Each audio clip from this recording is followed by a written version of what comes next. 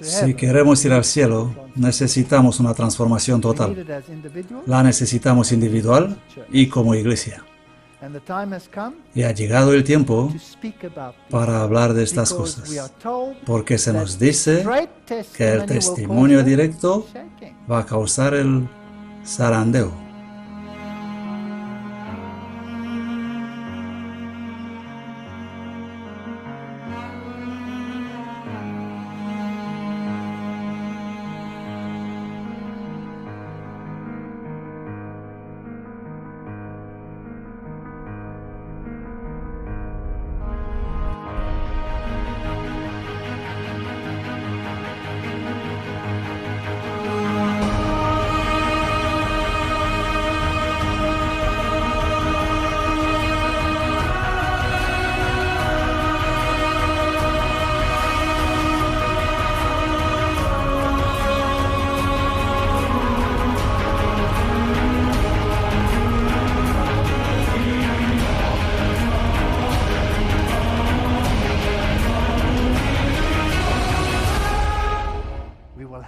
Tendremos que experimentar una transformación total.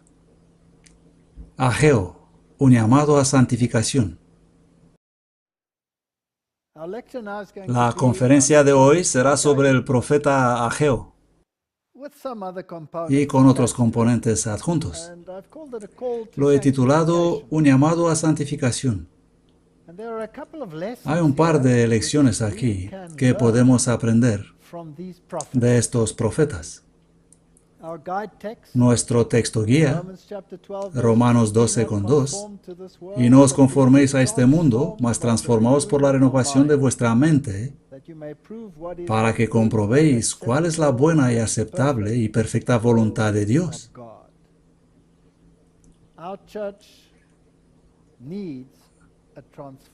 Nuestra iglesia necesita una transformación, y una iglesia está formada por individuos, así que nosotros necesitamos una transformación. Un llamado para edificar la iglesia. Ageo 1, versículo 1. En el año segundo del rey Darío, en el mes sexto, en el primer día del mes, vino palabra de Jehová por medio del profeta Ageo a Zorobabel, hijo de Salatiel, gobernador de Judá. Así que tratamos con el gobierno, con el gobernador, y a Josué, hijo de Josadac, el sumo sacerdote, el componente sacerdotal. Así habla Jehová de los ejércitos diciendo, este pueblo y el pueblo. Cuando hablamos de la iglesia, en el mismo contexto de las primeras cartas que salieron de la iglesia primaria, siempre incluyen la jerarquía y el pueblo, no solo entidades separadas. Así habla Jehová de los ejércitos diciendo, este pueblo dice, el tiempo aún no ha venido, el tiempo de que la casa de Jehová sea reedificada. Vino pues palabra de Jehová por medio del profeta Ageo diciendo, ¿es para vosotros tiempo, oh vosotros, de morar en vuestras casas artesonadas y esta casa está desierta? Pues así dice Jehová de los ejércitos, considerad vuestros caminos. Así que habla a la iglesia como un conjunto, al componente gobernante, sacerdotal y al pueblo. Y dice que la gente decía, esto no es nada serio, no es el tiempo para edificar la casa.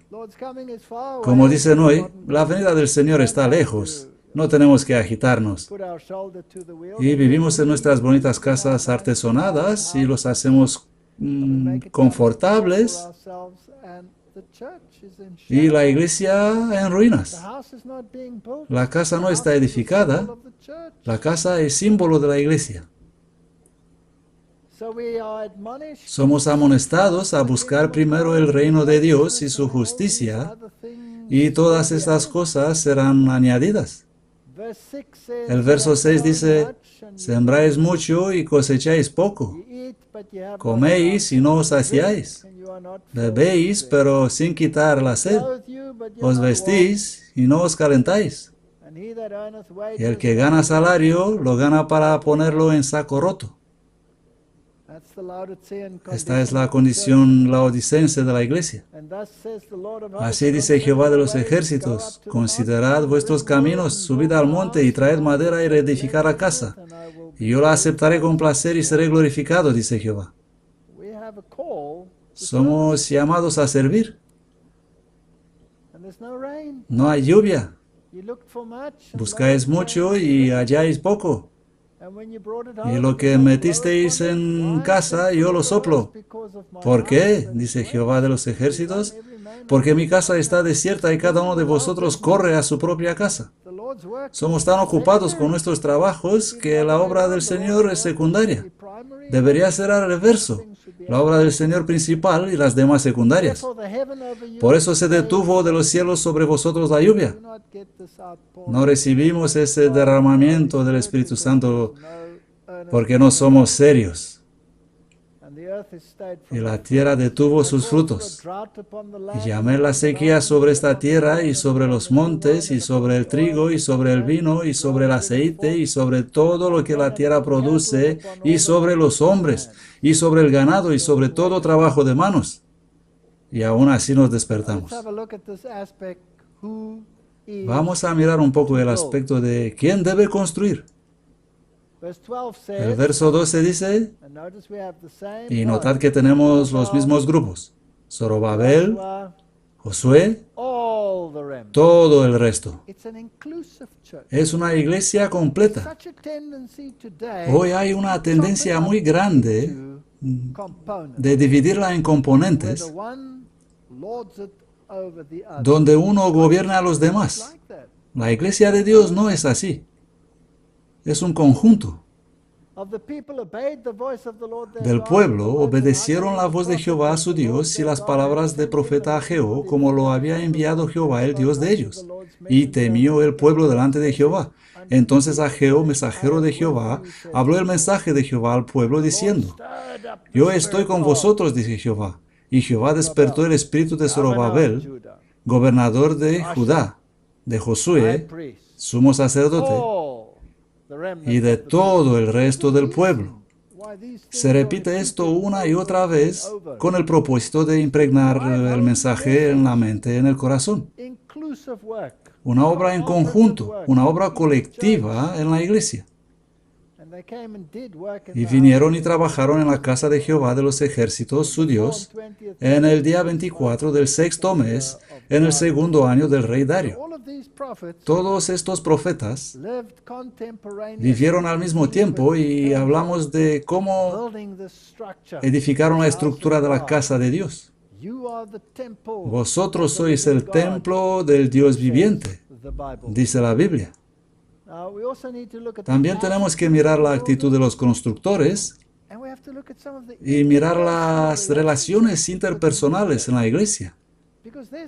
Porque hay un enemigo allá afuera que puede destruir estas relaciones si puede desviar nuestro mensaje y ponerlo en una vía lateral. Por muy atractiva que parezca esa vía lateral, si lo hace, entonces ha tenido éxito. Leemos otra vez en el capítulo 2, verso 1. En el mes séptimo, a los 21 días del mes, vino palabra de Jehová por medio del profeta Ageo, diciendo: Habla ahora. De nuevo tienes todos los componentes. Cada vez. El gobernador, el sumo sacerdote, el resto del pueblo, toda la iglesia. Diciendo: ¿Quién ha quedado entre vosotros que haya visto esta casa en su primera gloria? ¿Y cómo la veis ahora? ¿No es ella como nada delante de vuestros ojos? Aquí estaba el segundo templo, que era una sombra del antiguo templo. Y luego viene el profeta y dice: pues ahora sé fuerte. Y los menciona otra vez: Zorobabel, el gobernador, Josué, el sumo sacerdote, y todo el pueblo de la tierra, dice Jehová, y trabajad, porque yo estoy con vosotros, dice Jehová de los ejércitos.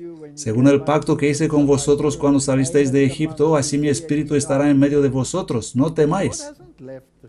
El Señor no ha abandonado la iglesia. El aspecto de sacudir la iglesia. Porque así dice Jehová de los ejércitos. Versículo 6. Dentro de muy poco yo haré que se estremezcan los cielos y la tierra, el mar y la tierra firme. Yo haré temblar todas las naciones y vendrá el deseado de todas las naciones. Y llenaré esta casa de gloria, dice Jehová de los ejércitos. ¡Qué magnífica promesa mesiánica!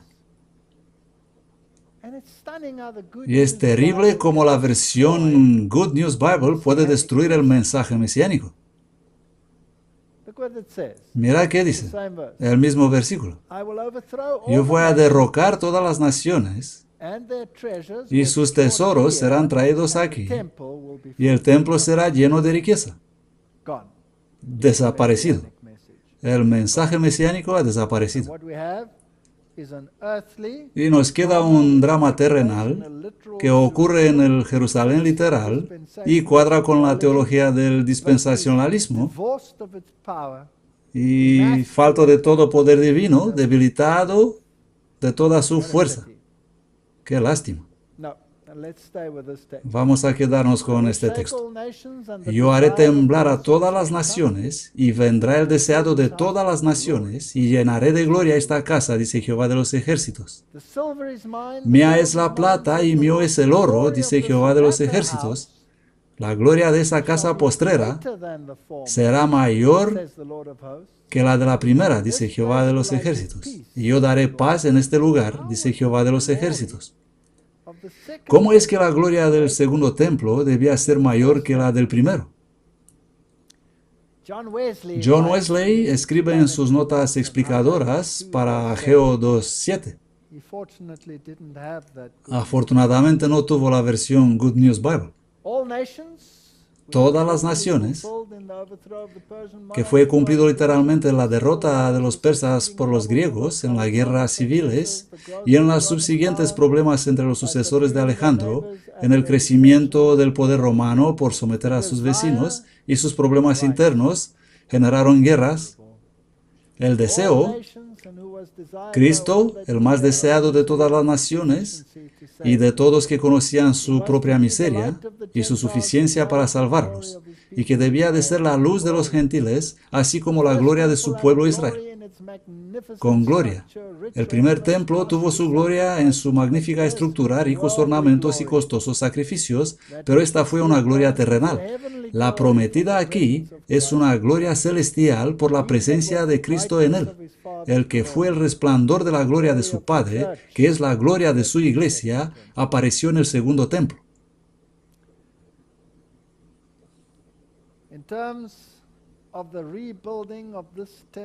Respecto a la reconstrucción de este templo iglesia, sí habrá un zarandeo, pero Cristo estuvo en este segundo templo y estará en medio de nosotros también. Es una promesa.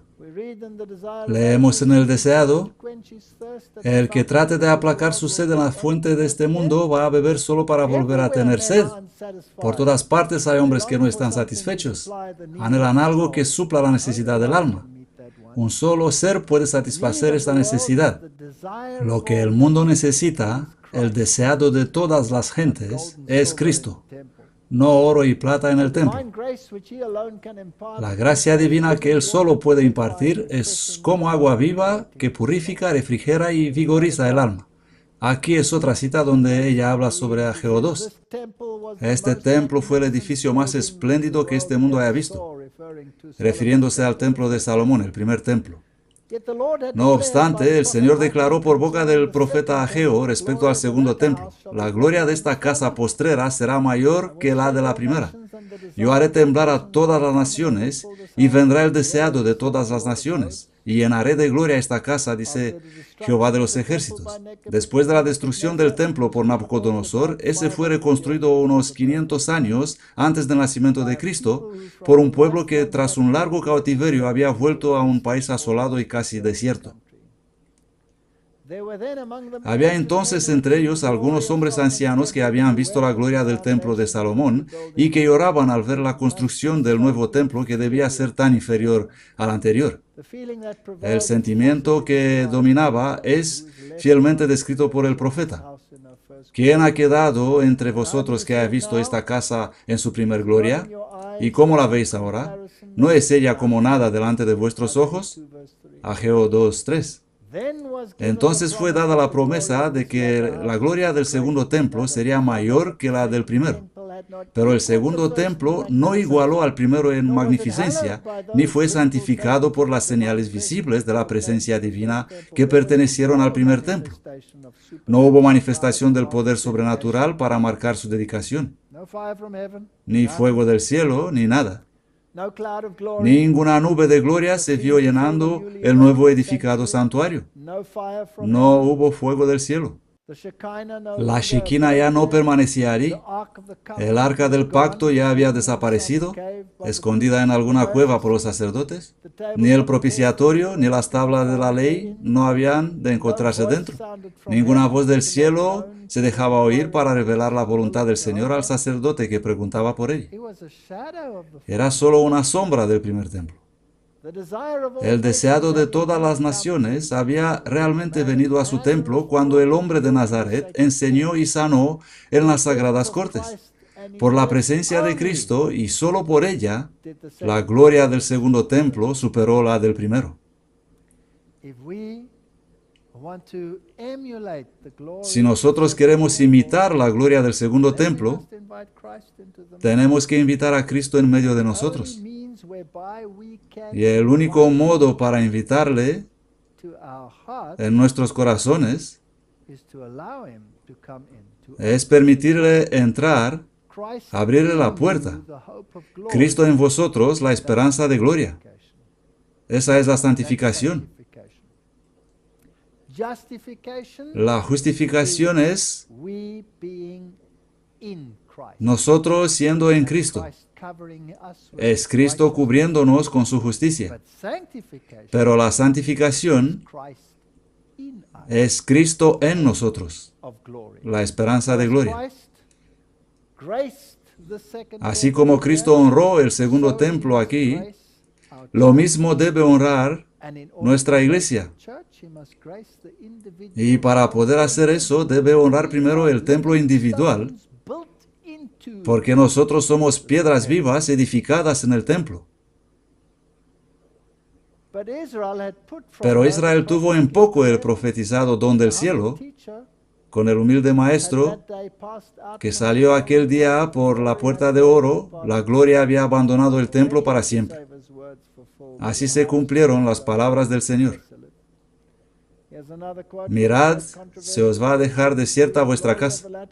Y otra cita de gran controversia: la gloria de esta casa postrera será mayor que la de la primera. Y haré temblar a todas las naciones, y vendrá el deseado de todas las naciones. Llenaré de gloria esta casa, dice Jehová de los ejércitos. Al segundo templo no le fue conferido el honor de ser cubierto con la nube de la gloria de Jehová, sino con la presencia real de uno en quien habitaba corporalmente la plenitud de la divinidad, que era Dios mismo manifestado en carne. El deseado de todas las naciones había realmente venido a su templo cuando el hombre de Nazaret enseñó y sanó en las sagradas cortes. La necesidad del mundo, el deseado de todas las naciones, es Cristo. La gracia divina que únicamente Él puede impartir es como el agua viva, purificando, refrescando y vigorizando el alma.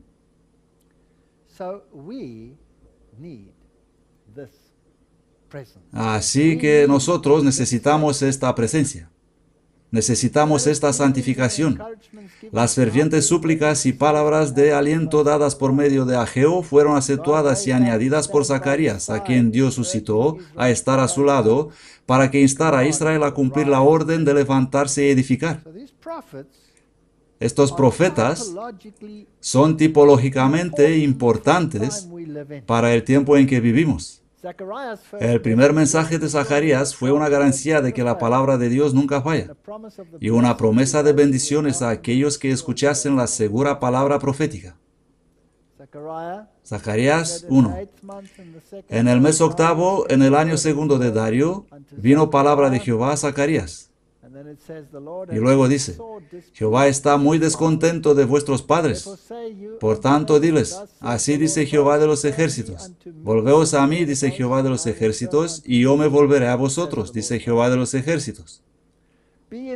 No seáis como vuestros padres, a quienes los antiguos profetas gritaban diciendo, volveos ahora de vuestros malos caminos y de vuestras malas obras. Pero ellos no escucharon ni me hicieron caso, dice Jehová.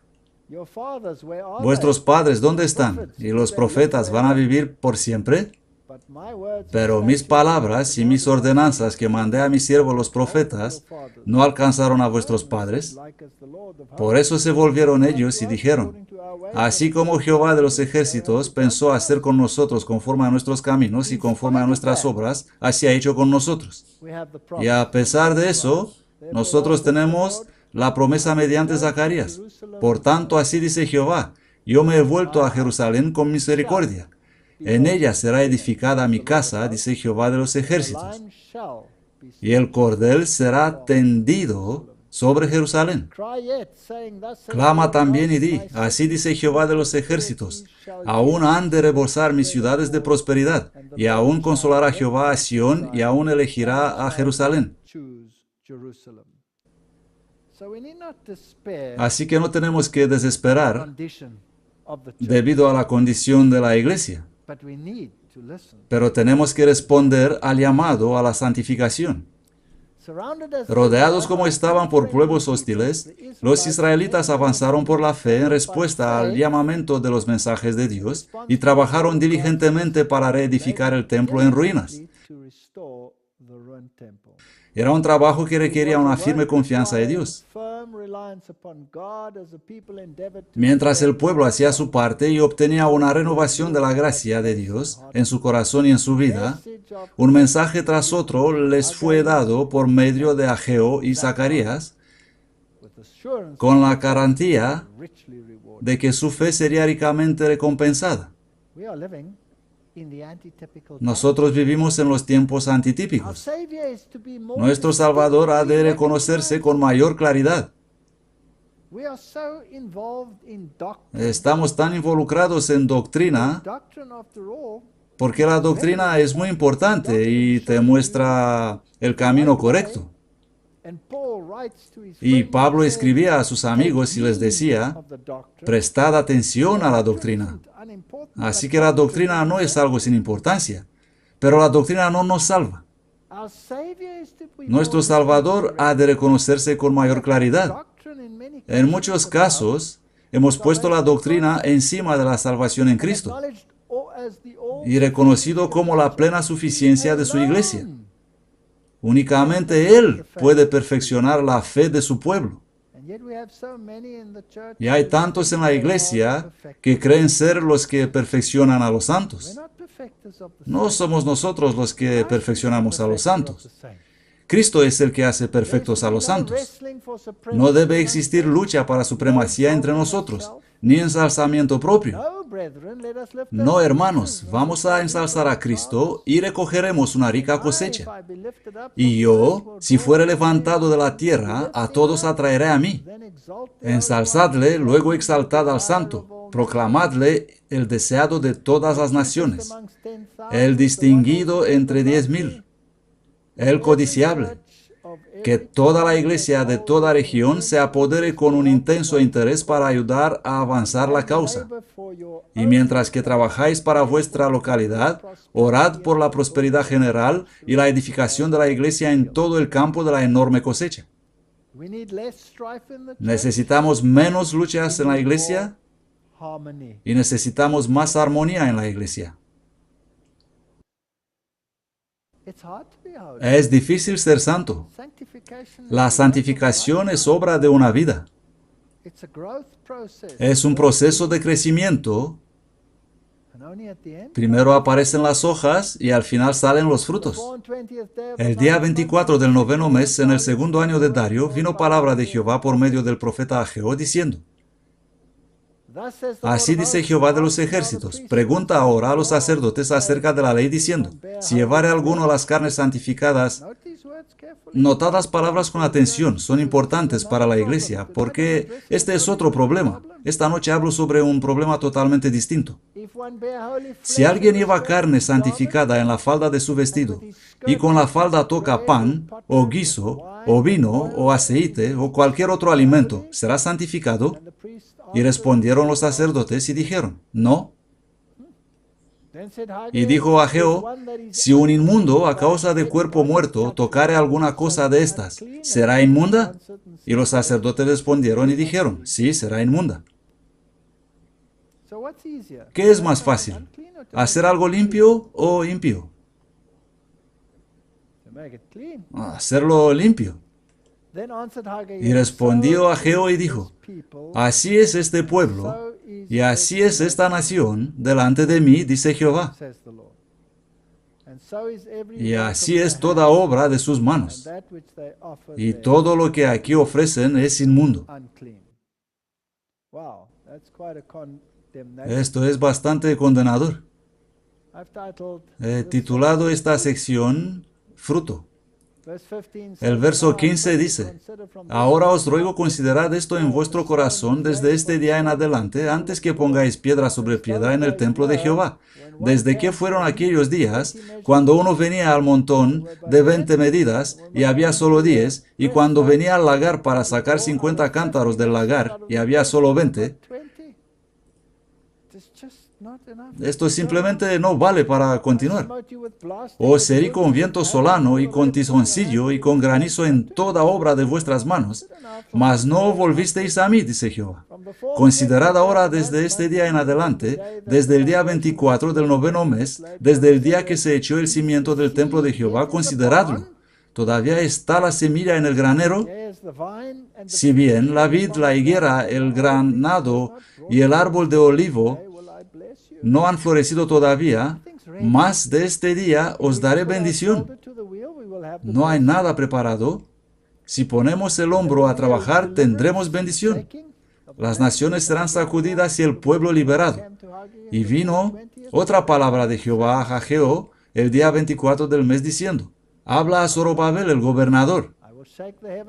Yo haré temblar los cielos y la tierra, y derrocaré el trono de los reinos, y destruiré la fuerza de los reinos de las naciones. Derrocaré los carros con sus conductores, y vendrán abajo los caballos, y los que en ellos montan, cada cual por la espada de su hermano. Una profecía sobre los tiempos del fin. En aquel día, dice Jehová de los ejércitos, te tomaré, oh Zorobabel, siervo mío, hijo de Salatiel, dice Jehová, y te pondré como anillo de sellar, porque yo te he elegido, dice Jehová de los ejércitos. Así que esta iglesia va a tener éxito, pero no incondicionalmente. ¿Y qué acuerdo tiene el templo de Dios con los ídolos? Porque vosotros sois el templo de Dios viviente, dice 2 Corintios 6:16. Como Dios dijo, habitaré y andaré entre ellos, y seré su Dios, y ellos serán mi pueblo. Esta es la promesa. Por lo cual salid de en medio de ellos. Esta es la condición. Si queremos ser representantes de Dios y resistir en los últimos días, separaos, y no toquéis cosa impura, y yo os recibiré. Es fácil corromper la iglesia. No es tan fácil traer la santidad en la iglesia. Y seré para vosotros padre, y vosotros seréis para mí hijos e hijas, dice el Señor Todopoderoso. No hay diferencias entre el Antiguo y el Nuevo Testamento. El mismo Dios gobierna. Efesios dice en 2:19, así que ya no sois extranjeros ni forasteros, sino conciudadanos de los santos y de la familia de Dios, edificados sobre el fundamento de los apóstoles y profetas, Cristo Jesús mismo siendo la piedra angular. Así que el templo que estamos edificando es la iglesia, en quien todo el edificio bien coordinado va creciendo para ser un templo santo en el Señor, en quien también vosotros sois juntamente edificados para morada de Dios en el Espíritu. Este es el antitipo. Esta iglesia nuestra es el antitipo. Y cuando tratamos sobre esa santificación, cómo traer el deseado de todas las gentes en la iglesia, que consta en piedras vivientes, individuales, nosotros, entonces hay llamado a la puerta, la Odisea, y cada individuo debe abrir la puerta para permitir que el proceso de santificación, Cristo en vosotros, pueda actuar. Así que tenemos que aprender algunas lecciones sobre cómo llegar a esto. Y la manera de hacerlo es mirar cómo algunos en la Biblia están presentados consiguiendo la santificación. La oración de Daniel. Al acercarse el tiempo de terminar los 70 años de cautiverio, por cierto, esto viene todo del libro Vida Santificada. Y es la lección que necesitamos para tener una iglesia santificada. La mente de Daniel estuvo muy interesada en las profecías de Jeremías. Ya hemos hablado de eso.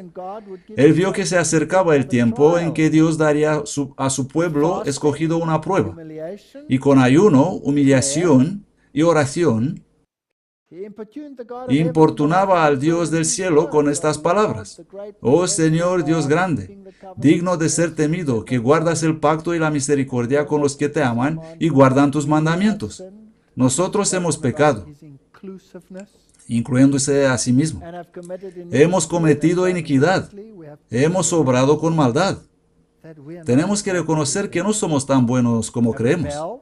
Nos hemos rebelado y nos hemos apartado de tus mandamientos y de tus juicios. No hemos obedecido a tus siervos los profetas. Precisamente por esto somos culpables en esta iglesia. Que en tu nombre hablaron a nuestros reyes y a nuestros príncipes y a nuestros padres y a todo el pueblo de la tierra. Sinceridad y fervor son la condición. ¿Qué sinceridad y qué fervor caracterizaron su súplica? La mano de fe se halla extendida hacia arriba para asirse de las promesas del Altísimo que nunca fallan. Su alma lucha en agonía y tiene la evidencia de que su oración es escuchada. Sabe que la victoria le pertenece. Si nosotros como pueblo oraremos como Daniel y lucharemos como él luchó, humillando nuestras almas delante de Dios, veríamos respuestas tan evidentes a nuestras peticiones como las que le fueron concedidas a Daniel. Oíd cómo presenta su caso ante la corte celestial. Inclina, oh Dios mío, tu oído y oye. Abre los ojos y mira nuestra desolación y la ciudad sobre la cual se invoca tu nombre. ¿Por qué no presentamos nuestras súplicas ante ti confiados en nuestras justicias, sino en tus grandes misericordias? Hay tanta gente en la iglesia que creen que son justos y quieren transmitir esa justicia a todos los demás. Y este es igual de divisivo como el gran libertinaje que tenemos en la iglesia. Señor, escucha. Señor, perdona. Señor, atiende y obra. No tardes más por ti mismo, Dios mío, pues tu nombre se invoca sobre tu ciudad y sobre tu pueblo. Mientras se eleva la oración de Daniel, el ángel Gabriel viene volando desde las cortes del cielo para decirle que sus peticiones han sido escuchadas y contestadas. Nosotros necesitamos eso. Los que pretenden ser santificados, mientras no tienen deseo de investigar las Escrituras o de luchar con Dios en oración por una comprensión más clara de la verdad bíblica, no saben lo que es la verdadera santificación. Esto es muy importante. Creo que debemos estudiar de nuevo, refrescar el estudio de la palabra de Dios. Hay tantas capas, pero nosotros nos contentamos con recitar un verso aquí y otro allá, sin poder poner toda la historia en conjunto. Necesitamos buscar sabiduría a Dios. En la ocasión que acaba de describirse, el ángel Gabriel impartió a Daniel toda la instrucción que él podía recibir entonces. Pero unos años más adelante, él pidió a Dios más. Necesito más. ¿Hacemos nosotros lo mismo? Entramos en la iglesia y recibimos toda la información que podemos manejar en este momento y nos quedamos satisfechos por el resto de nuestra vida con esa información. Eso es como sentarse para una comida y decir, bueno, esta fue una buena comida, ya no necesito comer los siguientes 20 años. Y alzando mis ojos, miré, y he aquí un varón vestido de lino y ceñido sus lomos de oro fino de Ufaz, y su cuerpo era como el berilo, y su rostro parecía un relámpago. Esto es increíble, lo que le pasó a Daniel aquí. Él pedía a Dios en oración ferviente, y Dios le envió un ángel, y le dio toda la información que era capaz de comprender en aquel momento. Y pocos años después, él necesitaba más, y luchaba con los mismos temas, y sentía que no era suficiente. Nosotros vivimos al fin del tiempo. ¿Tenemos suficiente para sostenernos? Y mirad lo que hace Dios. No envía a ningún ángel. ¿Qué pasa? Cristo mismo. Cristo mismo. Esta es la misma visión que encontramos en la revelación escrita por Juan. El mismo procedimiento, la misma lucha con Dios, estando ahí en la isla de Patmos, exiliado, luchando con Dios, y lo encontró. Y Dios le llamó el muy amado, y Daniel fue el muy amado. Y así vino Jesús, y sus brazos y sus pies como de color de bronce bruñido, y el sonido de sus palabras como el estruendo de una multitud. Si quieres tener una experiencia con Dios, no abandones después de tener una experiencia con ángeles. Esta descripción es similar a la que fue dada por Juan cuando Cristo se le reveló en la isla de Patmos. Las grandes verdades reveladas por la palabra del Redentor son para aquellos que buscan la verdad como a los tesoros escondidos. Deberíamos ser el pueblo del libro,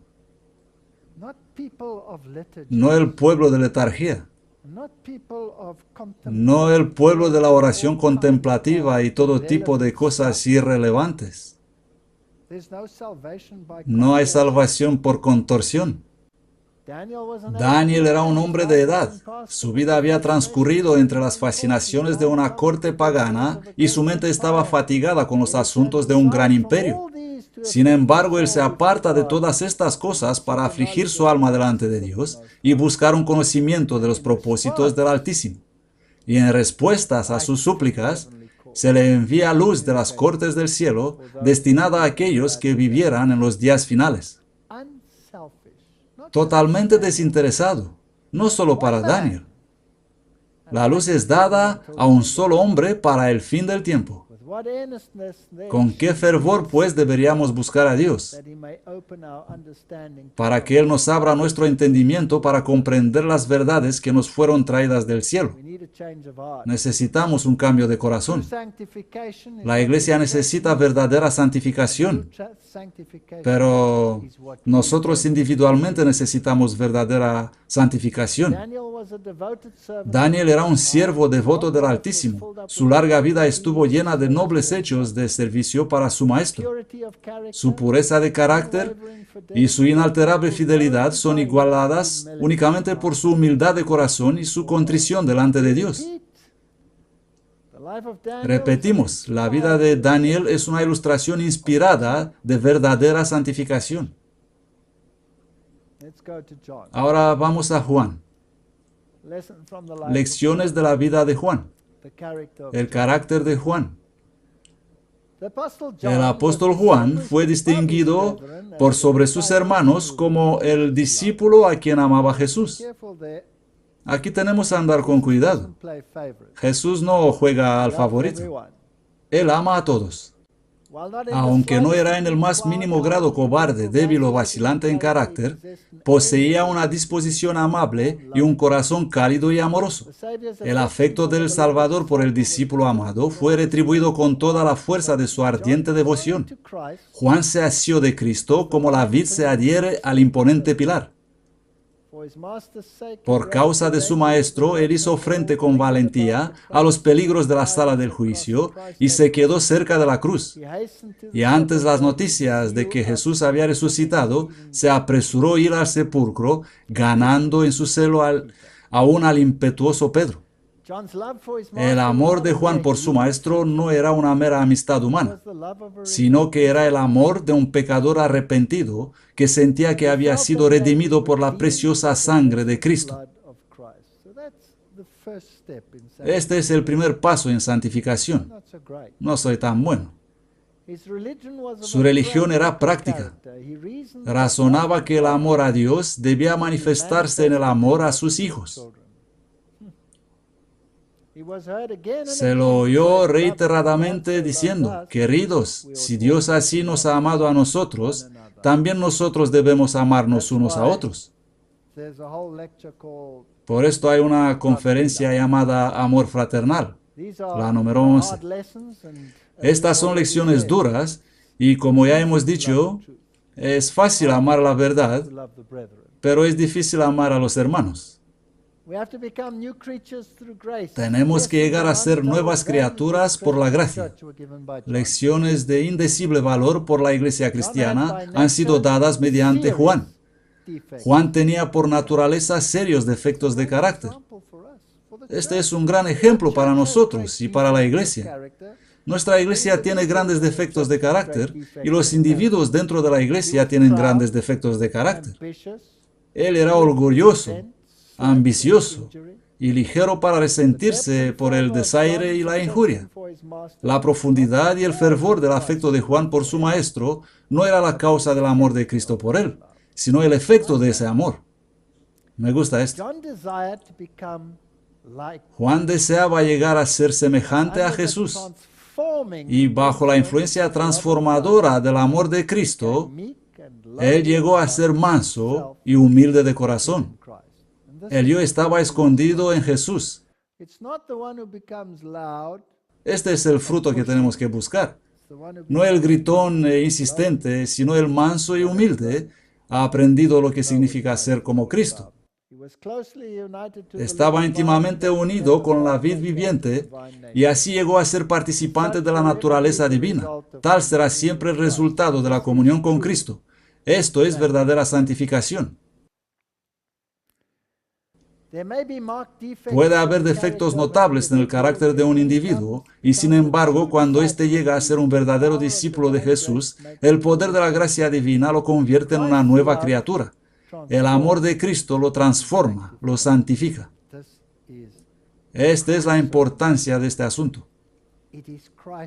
Es Cristo el que hace la transformación. Pero cuando las personas profesan ser cristianas y su religión no las hace mejores hombres y mujeres, en todas las relaciones de la vida, representantes vivos de Cristo en disposición y carácter, no son de Él.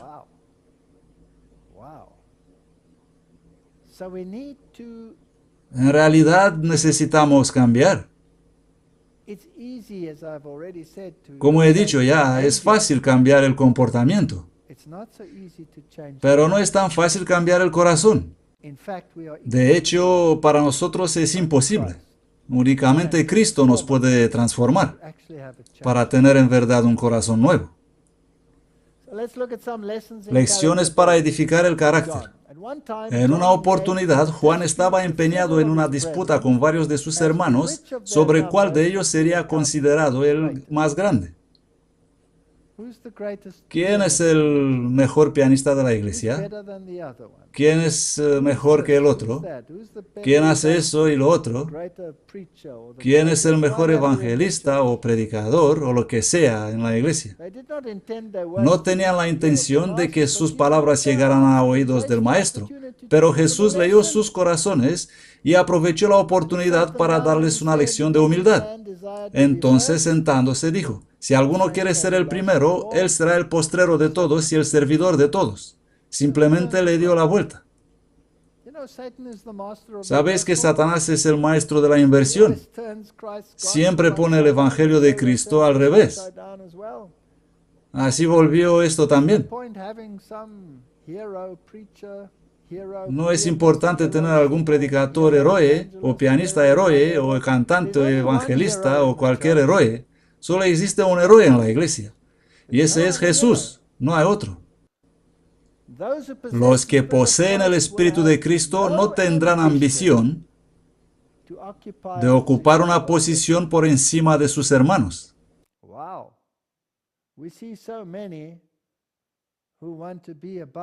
Vemos tantos que quieren estar por encima de todos sus hermanos y señorear sobre ellos. Esto no entra en el orden de Cristo. Y para enseñarles la lección que hizo, y tomó a un niño y lo puso en medio de ellos, y tomándole en sus brazos les dijo: el que recibe en mi nombre a uno de estos niños, me recibe a mí, y el que me recibe a mí, no me recibe a mí, sino a aquel que me envió. Aquí tenéis todo el poder de la divinidad en vuestra disposición. En otra oportunidad, su hermano Jacobo y él mismo habían visto a un hombre echando demonios en el nombre de Jesús, y debido a que no se vinculó inmediatamente con su grupo, decidieron que no tenía derecho a hacer esta obra. Y nosotros tenemos la misma situación en la iglesia hoy. Vemos a la gente predicando el mensaje, pero decimos que no tienen nada que ver con nosotros porque no son de entre nosotros. Ellos le prohibieron, y nosotros igual. Con la sinceridad de su corazón, Juan relató la circunstancia a su maestro. Jesús dijo: no se lo prohibáis, pues no hay nadie que obre un milagro invocando mi nombre que luego pueda decir mal de mí. Pues el que no está contra nosotros está de nuestra parte, de nuestro lado. Así que deberíamos tener cuidado antes de condenar a alguien que predica en el nombre de esta verdad también. En otra ocasión, Jacobo y Juan presentaron por medio de su madre la petición de que se les permitiera ocupar las más altas posiciones de honor en el reino de Cristo. Pues aquí tenemos unas personas que eran cualquier cosa menos santificados, y mirad cómo han terminado. Pero Jesús les dijo: no sabéis lo que pedís. Cuán poco entendemos muchos de nosotros la verdadera importancia de nuestras oraciones. Jesús conocía el sacrificio infinito que costaría adquirir esta gloria, cuando por el gozo puesto delante de él sufrió la cruz, menospreciando el oprobio. Ese gozo consistía en ver las almas salvadas por su humillación, su agonía y el derramamiento de su sangre. Moisés dijo: córtame, sácame de tu libro de vida y déjalos vivir. Estos decían al revés. Querían ser los primeros y los segundos. Esta es la gloria que Cristo había de recibir y que estos dos discípulos habían solicitado que se les permitiera compartir.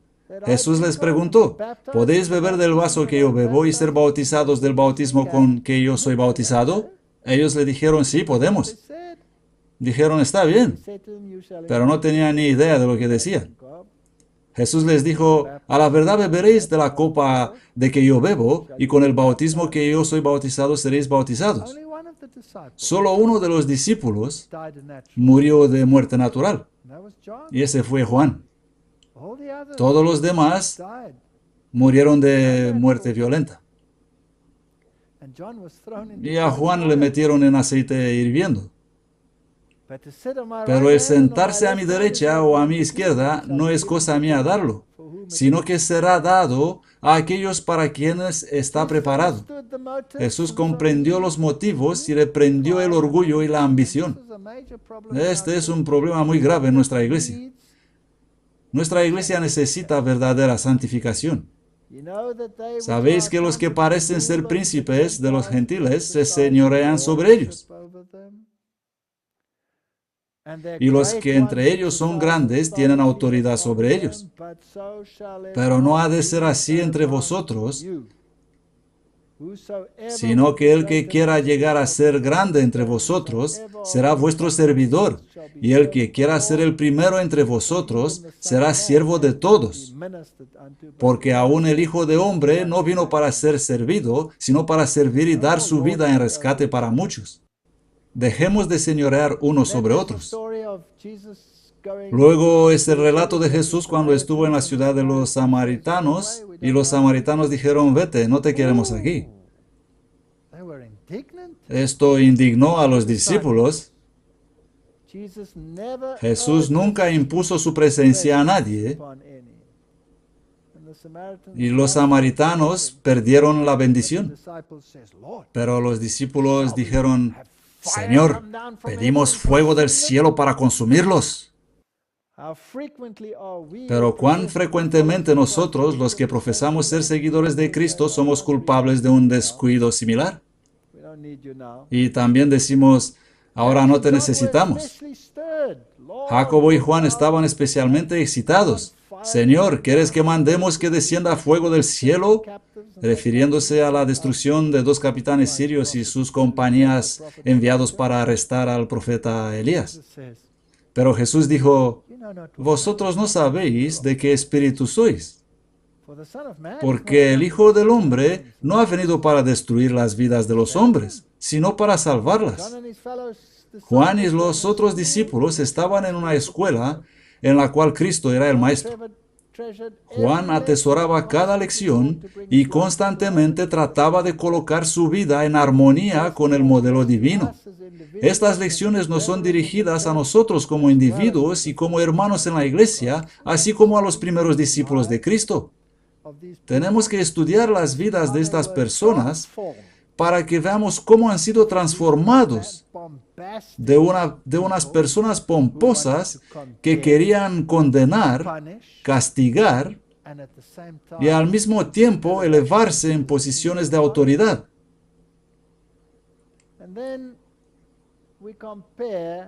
Comparar a Juan y Judas.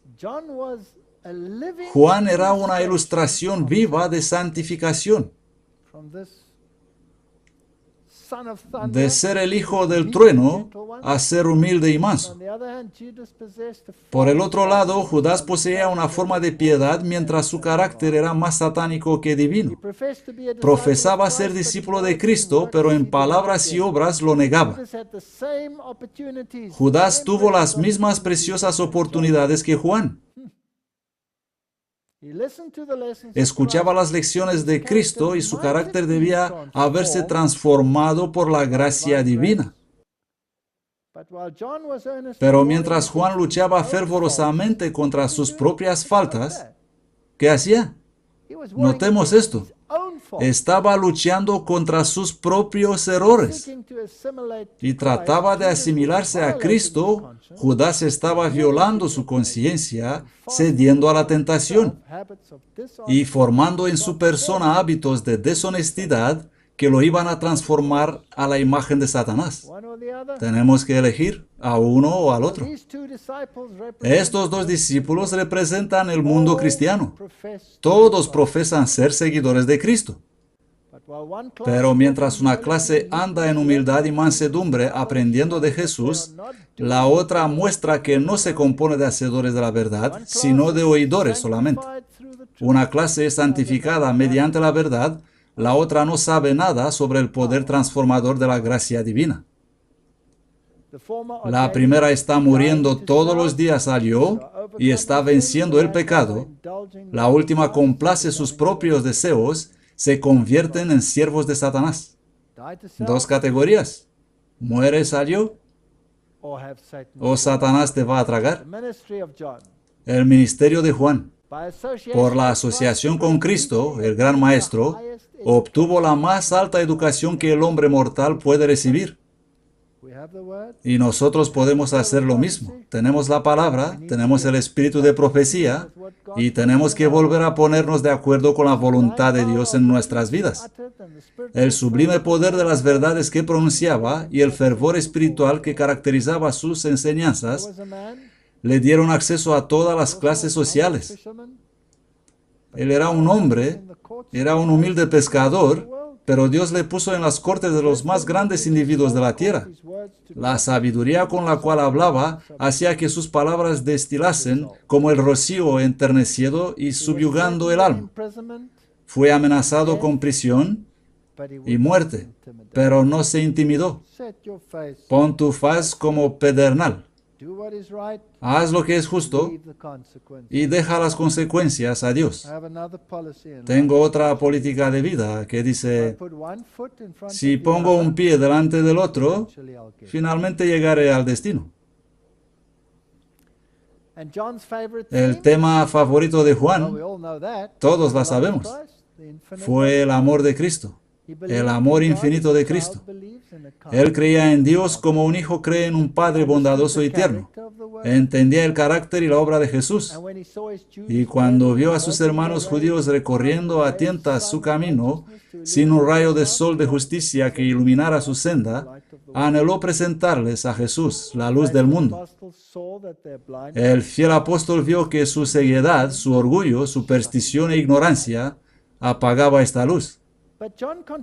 Pero Juan continuaba presentándoles a Cristo como el único camino de salvación. No te desanimes, ve adelante. A pesar de la oposición, toda mi vida he trabajado con estos ateístas rodeándome, con toda esa gente que cree en evolución. Hay que seguir. Algunos vienen en mi oficina y reconocen secretamente que la mano del Creador se puede ver en la biología del mundo, en secreto. Conferenciares, profesores, décanos, científicos han venido a mí en secreto. Algunos me dijeron, es correcto lo que dices y lo creo, pero no te puedo apoyar públicamente. Fascinante. Él fue entristecido debido a los errores ponzoñosos, como debería ser en nuestro caso. Tenemos errores ponzoñosos entre nosotros.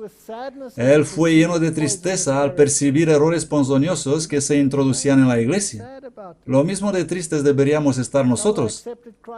Algunos que aceptaban a Cristo pretendían que su amor los libraba de la obediencia a la ley de Dios, la nueva teología.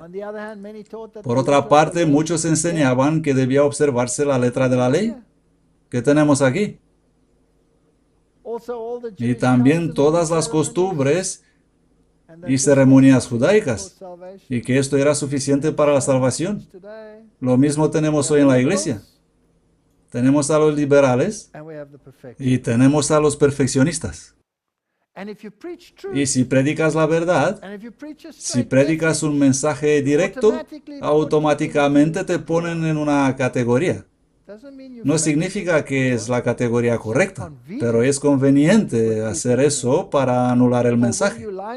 Y cuando presentas la profecía y los eventos actuales, hay otra categoría para ti. Te llaman conspirador. Te ponen la etiqueta para acabar contigo. No. Estudiad las escrituras, estudiad las profecías. Tenemos estas dos facciones en la iglesia.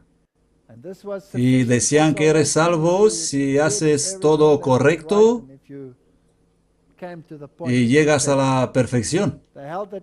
Sostenían que Cristo era un buen hombre, como los apóstoles, pero negaban su divinidad. Muchos hacen esto hoy también. Juan vio los peligros a que estaría expuesta la iglesia y recibía estas ideas y les hizo frente con rapidez y decisión. Debemos hacer lo mismo. Escribió a uno de los más honorables colaboradores del Evangelio, una mujer de buena reputación y extensa influencia, porque muchos engañadores han entrado en el mundo que no confiesan que Jesucristo ha venido en carne. Hay gente en nuestra iglesia que dicen que el catolicismo no enseña esto. que enseña que Jesús vino en carne. El catolicismo no enseña esto. No, no. Ellos lo enseñan en una forma exaltada, por encima de la humanidad. Él no vino hasta abajo de todo. No fue exactamente hombre. Tuvo un cuerpo casi humano, esotérico. ¿Y por qué no vino para ser exactamente hombre? María tuvo que ser exaltada para llegar a su alto nivel y fue hecha inmaculada. Por supuesto, si ella es inmaculada sin sacrificio de sangre y salva por sus propias obras. Y Jesús no vino para encontrar al hombre donde está. Y entonces tienes una crisis.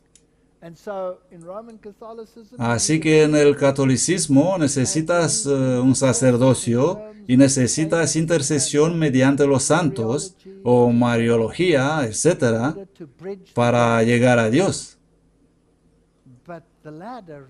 Pero conforme a la Biblia, la escalera viene hasta tocar la tierra. Y nosotros tenemos acceso al trono de Dios en Cristo. Así que el catolicismo no predica que Jesús vino en la carne. Este es el engañador y un anticristo. Cuidad de vosotros para que no perdamos aquello por lo que hemos trabajado, sino que recibamos abundante recompensa. Cualquiera que se rebela y no persevera en la doctrina de Cristo no tiene a Dios. Si hay otra manera para ser salvos, sea la formación espiritual u otra cosa, o la oración contemplativa, esto no es lo que enseñó Cristo. El que persevera en la doctrina de Cristo, el tal tiene al Padre y al Hijo. Si alguno viene a vosotros y no trae esta doctrina, no lo recibáis en vuestra casa ni le digáis bienvenido, porque el que le dice bienvenido participa de sus malas obras.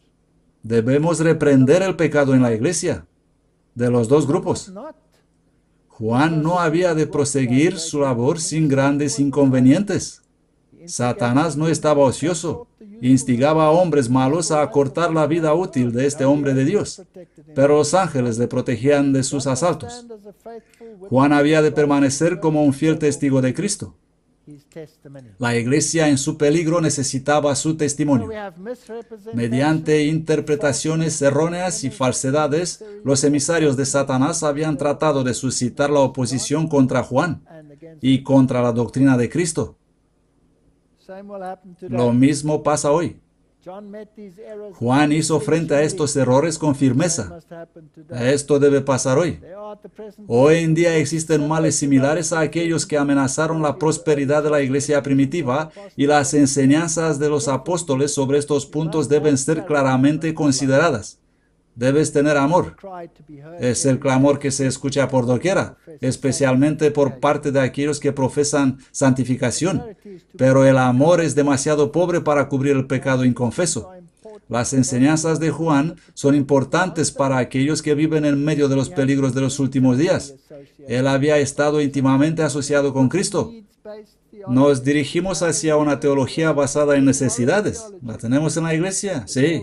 Es la teología de Rick Warren. Está por todas partes. No es que no tenemos que atender las necesidades o los deseos de las personas. Esta es la cristiandad. Pero este no es un medio de salvación. Este es salvación por obras. No puede haber compromiso con el pecado. Juan disfrutó de la bendición de la verdadera santificación. Pero notad, el apóstol no pretende ser sin pecado. Tener cuidado con eso. Él busca la perfección al andar en la luz del rostro de Dios. El que dice, yo lo conozco, y no guarda sus mandamientos, es un mentiroso y la verdad no está en él. Así que no dice que es perfecto y no se niega a obedecer.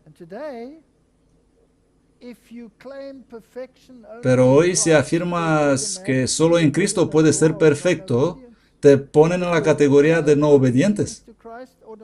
Y si afirmas que hay que obedecer a Cristo, te ponen en la categoría de los legalistas. Algo va mal. Seguramente hay que tener un equilibrio entre estos dos conceptos. Aunque debemos amar las almas por las cuales Cristo murió y trabajar por su salvación, no debemos transigir con el pecado. Hay que amar al pecado por su nombre verdadero. Hay personas en la iglesia que dicen que no podemos guardar los mandamientos y tienen todo tipo de teorías que desarrollan, y si estás en otro grupo te explican cómo podemos guardar los mandamientos. La humildad de Juan. Al discípulo amado le fueron concedidos privilegios tan grandes que raramente conocieron otros mortales. Y sin embargo, se había asimilado tan estrechamente con el carácter de Cristo que el orgullo no encontró lugar en su corazón. Su humildad no consistía en una mera profesión. Era una gracia que lo cubría tan naturalmente como un vestido. Siempre trataba de esconder sus propios actos justos. Estos son puntos importantes. E impedir cualquier cosa que pudiera atraer la atención a sí mismo. En su evangelio, Juan menciona al discípulo al cual Jesús amó, pero esconde el hecho de que el discípulo así honrado era él mismo. Pablo hizo lo mismo. Dijo, conozco un hombre, hablando sobre cómo había recibido la visión, pero no dice que fue él mismo. Tenía un alto concepto del amor que debe existir entre los hermanos naturales y los hermanos cristianos. Esos son los puntos para santificación. Y no os engañéis. Si creéis en la santificación únicamente en Cristo, esto no excluye la obediencia o la desobediencia. No hay santificación sin obediencia. Me he encontrado con muchos que pretenden vivir sin pecado. Yo también los he encontrado. Los tenemos en la iglesia por todas partes. Y muchos se erigen como instructores para los santos y hacen evangelismo. Incluso dicen que esta es la obra a la cual fueron llamados, a santificar a los santos. Decirles qué deben hacer para ser santificados. Pero cuando son probados por la palabra de Dios, resultan ser abiertamente transgresores de su santa ley. Las más claras evidencias de la perpetuidad y la fuerza rectora del cuarto mandamiento no llegan a despertar la conciencia. Y continúa hablando sobre estos asuntos. Bueno, estoy en terreno peligroso y quiero ser muy cuidadoso. Quiero ser justo con todos.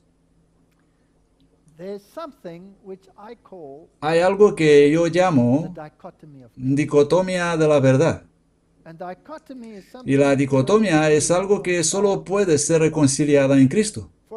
Por ejemplo, Mateo 5:48. Sed pues vuestros perfectos como vuestro Padre que está en el cielo es perfecto. Esta es una parte de la verdad. Luego, 1 Juan 1:8-10. Si decimos que no tenemos pecado, nos engañamos a nosotros mismos, y la verdad no está en nosotros. Si confesamos nuestros pecados, Él es fiel y justo para perdonar nuestros pecados y limpiarnos de todas injusticias. Si decimos que no hemos pecado, le hacemos a Él mentiroso, y su palabra no está en nosotros. Esta es la otra parte del asunto. Sed pues vosotros perfectos, como vuestro Padre que está en el cielo es perfecto. Si dices que no has pecado, eres mentiroso, y la verdad no está en ti. Estos dos conceptos son diametralmente opuestos. El único modo para ser reconciliados es en Cristo. Porque solo en Cristo somos perfectos, según nuestro Padre del cielo es perfecto. Ahora la gente dirá, ¿dices que podemos no obedecer la ley y seguir pecando? No, no digo esto. Jesús dijo, si me amáis, guardad mis mandamientos. Mis mandamientos no son difíciles, así que es posible ser obediente. Pero tenemos que comprender este tema porque este tema es el tema más divisivo en la iglesia. Y hace falta ser bien comprendido.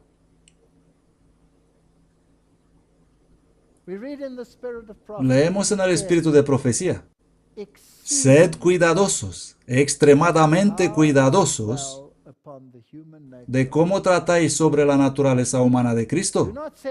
No podéis presentarle delante de las personas como a un hombre con tendencias pecaminosas. Él es el segundo Adán.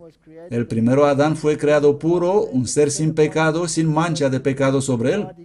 Él era semejante a la imagen de Dios. Él podía caer y cayó. Y debido a su pecado, su posteridad nació con inherentes tendencias de desobediencia. Vamos a clarificar esto en nuestra mente. No voy a dar una conferencia sobre la naturaleza de Cristo. Que lo hagan otros si quieren, pero yo no lo voy a hacer.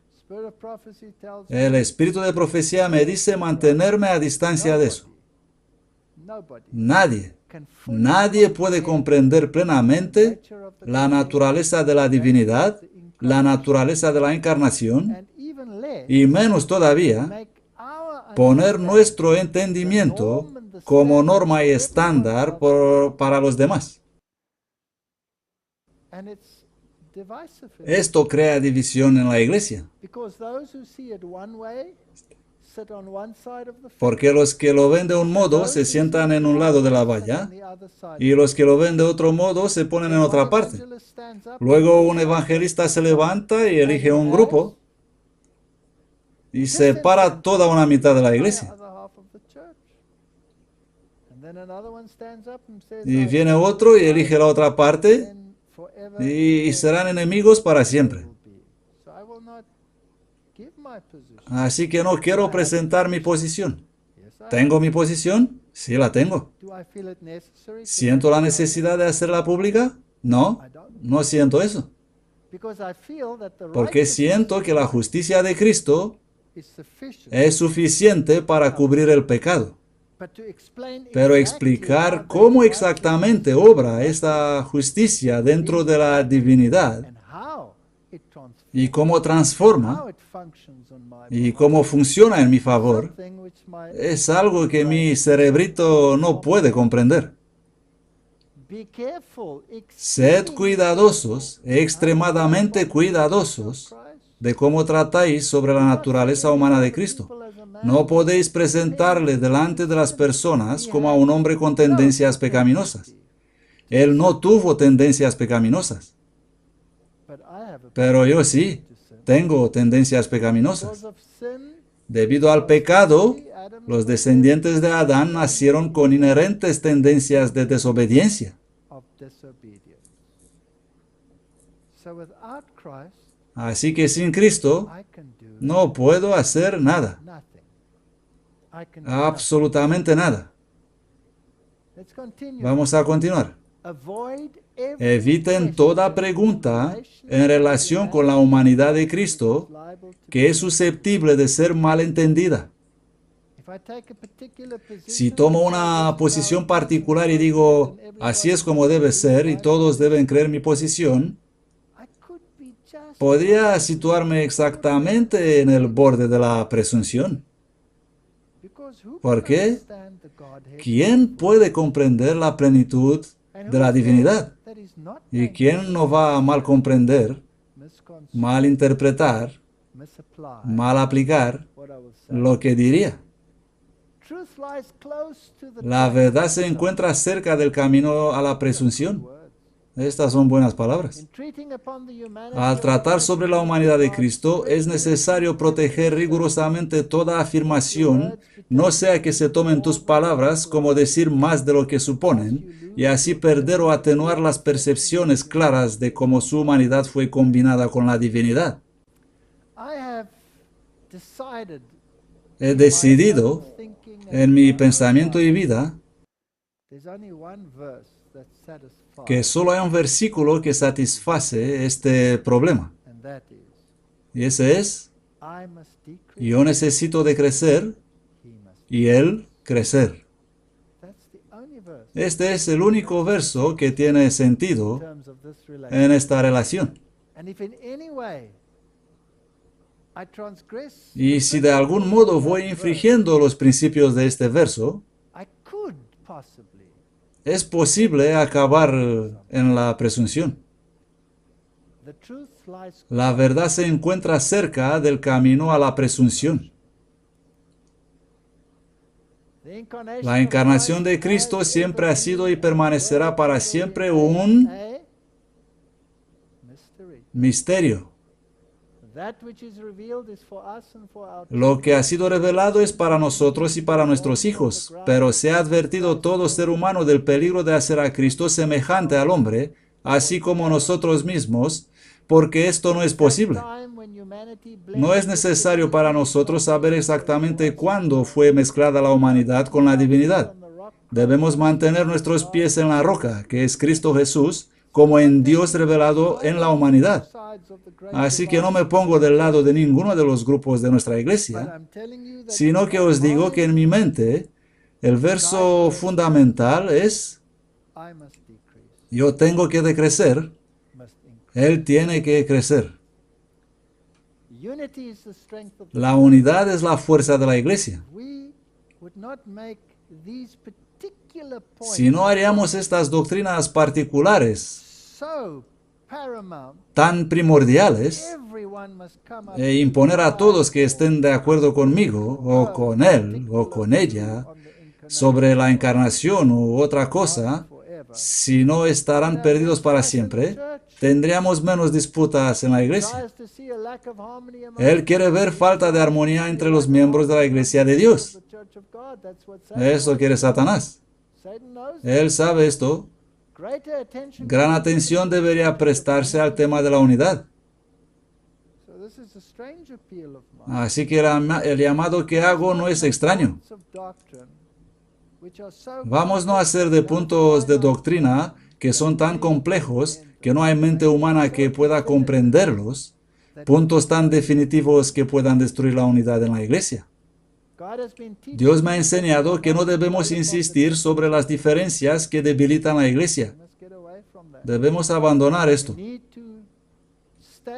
Tenemos que quedarnos con lo que fue revelado al hombre.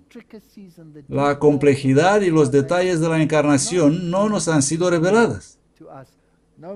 No importa la percepción o el entendimiento personal. Con una cosa que no nos ha sido revelada no podemos hacer nada. Y otra cosa que nos fue revelada es que sin santificación no vamos a ver a Dios. Así que este no es un tema de unos que dicen puedes no guardar los mandamientos y otros que dicen sí los puedes guardar. Aquí el tema es que hay que comprender bien la encarnación para ponerte de un lado u otro. No creo que Dios nos pide esto. Él recetó un remedio contra los conflictos, por guardar el sábado sagrado, es decir, mediante obedecer la ley de Dios. Esto es lo que debemos hacer, esto es lo que enseñó Juan. ¿Por qué es que tantos afirman ser santos y sin pecado? Esto se debe a que están tan lejos de Cristo. Esta es una declaración muy grave. Los que obtienen una visión de la bondad y el exaltado carácter de Cristo Jesús, quien era santo y elevado, y cuyo manto llena el templo, nunca dirán que son santificados. Incluso tenemos muchos que afirman que si no llegamos a ese nivel, Cristo no puede venir. Cristo no puede venir. ¿Estamos nosotros en una generación exaltada sobre todas las generaciones pasadas? ¿Tenemos que pisar nosotros las cenizas de los antepasados y alcanzar lo que ellos no pudieron alcanzar?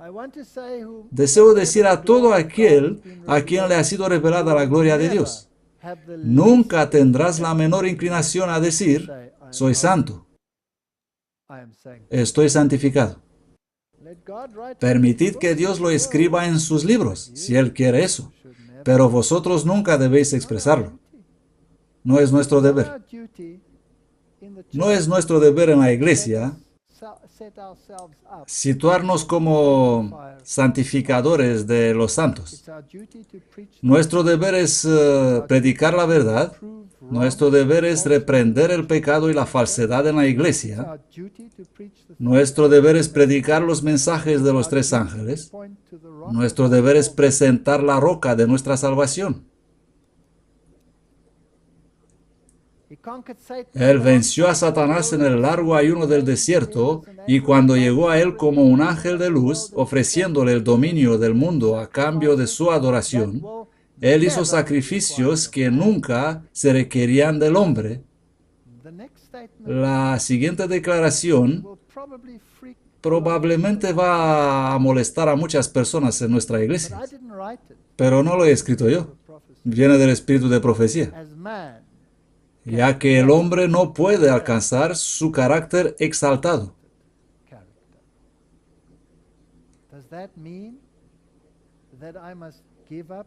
¿Significa esto que tengo que renunciar al esfuerzo de hacer lo que es justo? No, esto solo significa que Dios es tan exaltado y tan superior a mí que lo único que puedo hacer es decir, así me ayude Dios. Esto significa. No podemos decir soy libre del pecado hasta que este cuerpo inmundo es cambiado y formado a semejanza a su cuerpo glorioso. Dejemos a Dios escribir en su libro. Si Dios me cubre con su justicia y me aferro a la justicia de Cristo y digo, no te dejaré marchar hasta no me bendigas, entonces le dejo a Él escribirlo. Pero si me miro a mí mismo en un espejo, lo único que veo es esta miserable persona.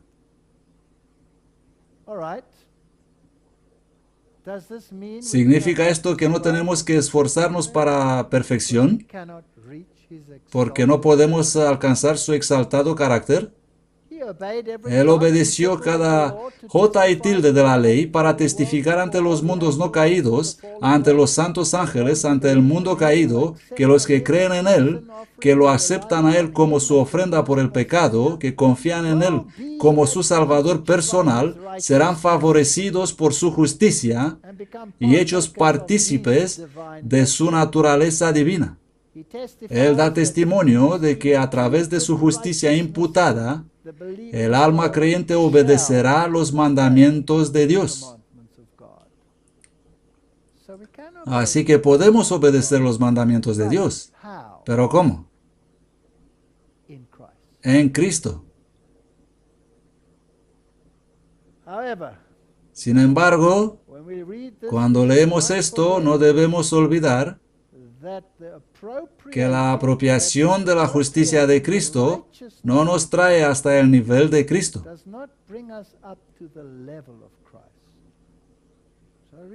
¿Lo leemos de nuevo? Recibir la justicia de Cristo, es decir, pidiéndola para mí mismo, no me lleva a la superioridad de Cristo. No puede. El que da la bendición, dice el Antiguo Testamento, es más grande que el que recibe la bendición. Ni tampoco llevar a Cristo a nuestro nivel. El movimiento Nueva Era exalta al yo al nivel de Dios. El perfeccionismo tiene el peligro de hacer al revés, traer a Cristo abajo a mi nivel. Los dos son peligrosos.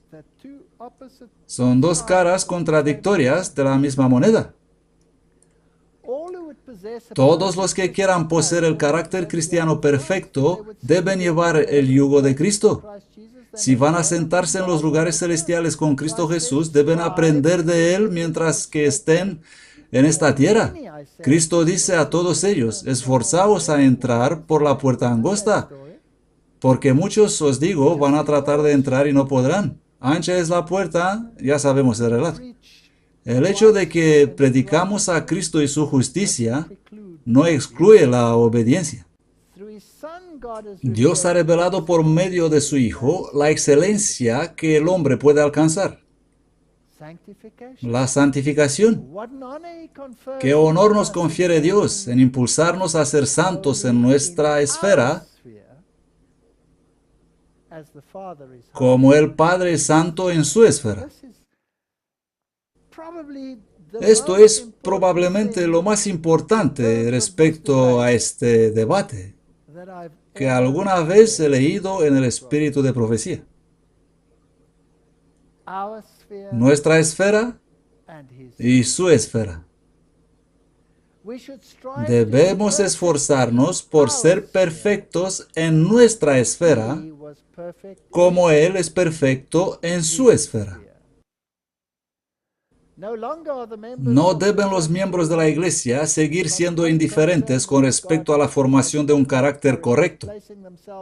Sometiéndose a la influencia modeladora del Espíritu Santo, tienen que formar caracteres que sean un reflejo del carácter divino.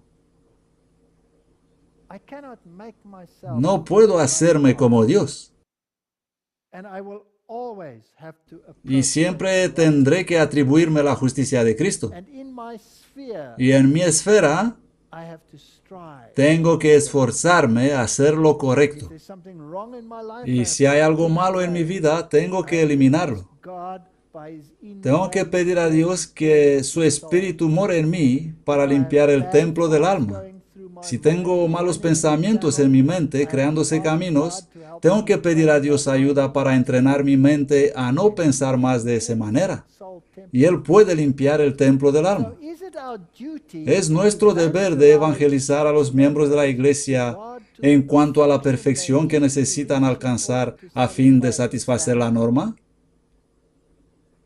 o incluso más, en cuanto a alcanzar un estándar tal que Cristo pueda venir. ¿Es nuestro deber de evangelizar a los miembros de la Iglesia? Ese aceite es la justicia de Cristo. Representa el carácter. Y el carácter no es transferible. Nadie puede formar el carácter del otro. Cada uno debe obtener para sí un carácter purificado de toda mancha de pecado. Esta es una obra muy personal. No me comprendáis mal. No hay nada malo en ir a un hermano o hermana y ayudarlos en el proceso. La Biblia dice: confesaos los errores los unos a los otros, orad unos por otros, ayudaos unos a otros, anima a tu hermano. Si alguno tiene una lucha, dile una palabra amable, ayúdale.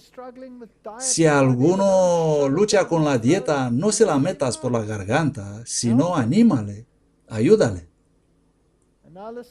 Ahora escuchad esta cita. Es de Mensajes Selectos, página 208. No es esencial para vosotros saber y decir a otros todos los motivos y porqués de lo que constituye el nuevo corazón o de la posición que pueden y deben alcanzar para nunca pecar más. Esta obra no os corresponde.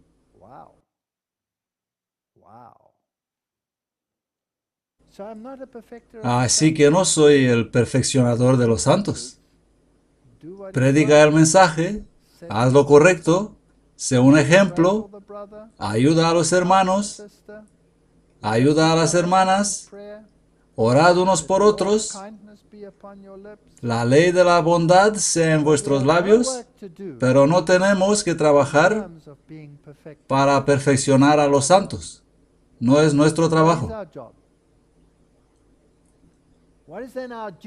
Entonces, ¿cuál es nuestro trabajo? ¿Cuál es nuestro deber como adventistas del séptimo día? La misión del cristiano en el mundo es la de revelar del carácter de Cristo, la de representar al Señor a los hijos de los hombres caídos. Vive esa vida. Sé un ejemplo. No haz de eso un problema doctrinal. Vive esa vida. Sé un ejemplo. Nuestro trabajo es beneficiar a nuestros semejantes. No debemos viajar por el camino de los opositores de la verdad, sino pregonar el mensaje del tercer ángel. Y el mensaje del tercer ángel es la justificación por la fe en las verdades. Este es el mensaje del tercer ángel, que únicamente puedes guardar los mandamientos de Dios encubierto en la justicia de Cristo, que está volando por el cielo proclamando la noticia de advertencia, los mandamientos de Dios y el testimonio de Jesucristo. La obediencia es un don para no jactarnos. En un sentido especial, los adventistas del séptimo día han sido puestos en el mundo como centinelas y transmisores de luz. A ellos ha sido confiada la última amonestación para un mundo que perece. Sobre ellos está brillando maravillosa luz de la palabra de Dios. Se les ha dado la obra de más solemne importancia, la proclamación de los mensajes del primero, segundo y tercer ángel. Ahora noten con cuidado. No hay otra obra de tan grande importancia. No deben permitir nada más que pueda distraer su atención de esta obra. Este es nuestro trabajo. Tenemos nuestros órdenes de marcha. No necesitamos tantas disputas en la iglesia que nos separen sobre el entendimiento exacto de una cosa, de una doctrina especial,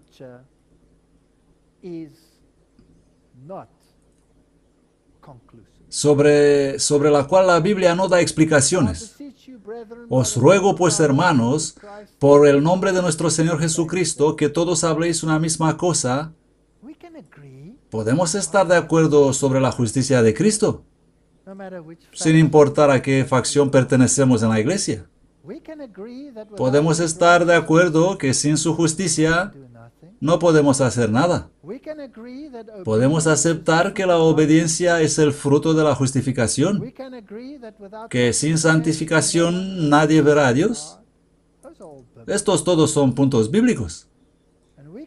Y podemos estar de acuerdo en concentrarnos en predicar el último mensaje al mundo. Y así no tendremos estas disputas en la iglesia sobre quién es quién y quién no es el perfeccionador de los santos. Nosotros tenemos amigos en la iglesia, altos oficiales que comen carne. Son nuestros amigos. No los condenamos por lo que comen. No es una prueba de amistad si comen o no carne. ¿Estoy de acuerdo con lo que hacen? No. No estoy de acuerdo. ¿Sigo su ejemplo cuando estamos juntos? No. Pero esto no significa que no puedo tener la ley de la bondad en mis labios. No tenemos que hacer de eso algo primordial. ¿Y sabes qué? Si tienes esa actitud buena, más tarde o más temprano algunos van a poner preguntas y más tarde o más temprano algunos van a cambiar. Os ruego, pues, hermanos, por el nombre de nuestro Señor Jesucristo, que todos habléis una misma cosa y que no haya divisiones entre vosotros, sino que seáis perfectamente unidos en una misma mente y un mismo juicio. Que el Señor ayude a nuestra iglesia a concentrarse en su misión para que terminemos la obra para poder ir a casa. Amén.